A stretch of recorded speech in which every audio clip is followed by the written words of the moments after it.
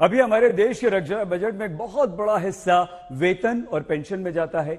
आगे इन अग्निवीरों को पेंशन नहीं देनी पड़ेगी, तो क्या सैन्य बजट को संतुलित करने के लिए ही यह स्कीम लाई गई है? अगर हां, तो फिर उन सदन वीरों की पेंशन और भत्तों पर कैंची क्यों नहीं चलती, जिनके करोड़पति होने के बावजूद देश में सालाना सैकड़ों करोड़ रुपए पूर्व विधायक, पूर्व सांसदों की पेंशन पर खर्च किया जाता है। आपकी टीवी स्क्रीन पर एक तरफ सेना में भर्ती के लिए जाने वाले युवा हैं, जो राष्ट्र सुरक्षा का एहसास हमेशा देते आए, क्योंकि उन्हें उनके परिवार और भविष्य की सुरक्षा का भरोसा हमेशा रहा। अब नई योजनाओं में युवाओं के मन में भरोसे का संकट।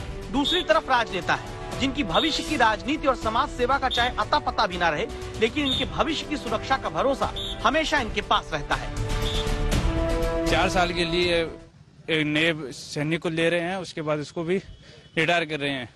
तो एक विधायक है, वो 5 साल के लिए रह रहा है, उसको उसके बाद मिल रहा है पेंशन। अग्निवीर 4 साल देश सेवा करने के बाद पेंशन के हकदार नहीं रहेंगे, लेकिन सदन वीरों की स्थिति देख लीजिए। लोकसभा के 3580 पूर्व सांसदों को अभी पेंशन दी जा रही, जबकि 268 पूर्व सांसदों के निधन के बाद उन पर आश्रित पेंशन पा रहे हैं। राज्यसभा के 508 पूर्व सांसद पेंशन ले रहे हैं, जबकि राज्यसभा के 219 पूर्व सांसदों के आश्रितों को पेंशन दी जा रही है।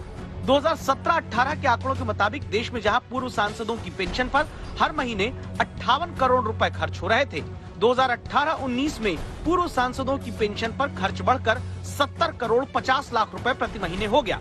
साल का हिसाब आप खुद लगा लीजिए, कितना पैसा पूर्व सांसदों की पेंशन पर जा रहा है। आपकी सैलरी आपके काम के आधार पर हर साल आपके अधिकारी तय करते होंगे।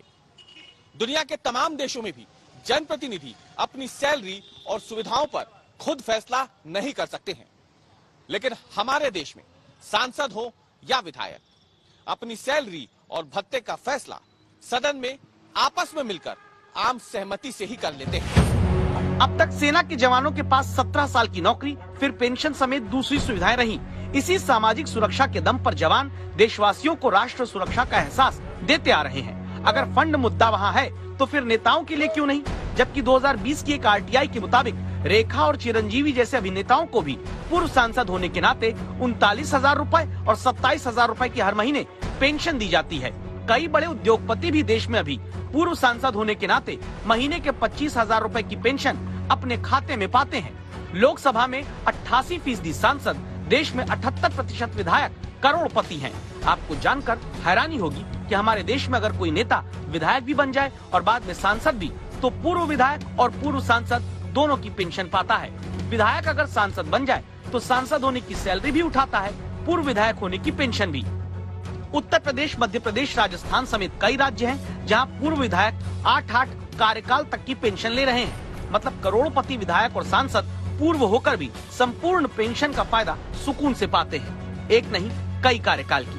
वजह मध्य प्रदेश के विधानसभा अध्यक्ष से सुनिए। जैसे विधायक कई बार हो गए, तो उसका भी 1,500 के हिसाब से जो प्रति उनका आता है, एक टेन्योर आता है, उस टेन्योर के हिसाब से उतना बढ़ जाता है उनका।